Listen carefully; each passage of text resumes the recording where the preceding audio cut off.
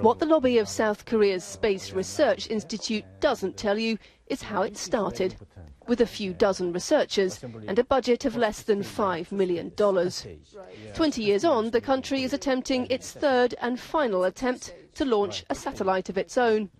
Korea has managed to launch rockets before, the Institute's former head told me, just not ones you'd recognise today. This was the rocket system Korea devised 600 years ago. Very effective back then for launching arrows against the Mongolians, less useful for launching satellites. China, Russia, Japan, even North Korea have all launched their own satellites. We need to be part of that, not just for reasons of national pride, but for economic ones too. We may have failed twice before, but we've learned a lot from those failures. South Korea's space program has had its share of problems, not just in launching the rockets, but even in the early days, finding someone to show them how to do it.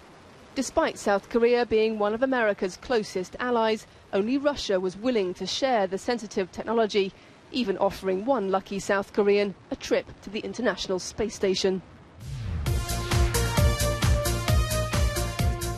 What better excuse for a TV show to pick the new space superstar?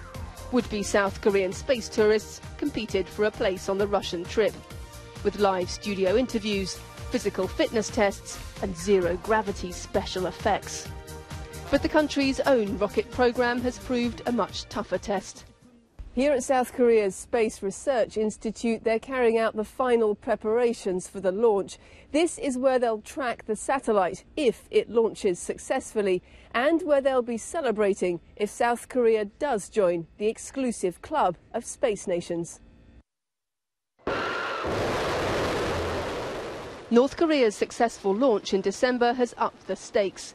Many South Koreans simply don't understand how a poor, isolated state like that can beat a modern, advanced one like this. South Korea focused on satellite development, which is characteristic of a peaceful space program. North Korea has gone about it in the opposite way, focusing on the launchers first, which have the ballistic missile application. And they've looked at the satellites kind of as an afterthought. So I think this raises questions about their peaceful intent, which they claim.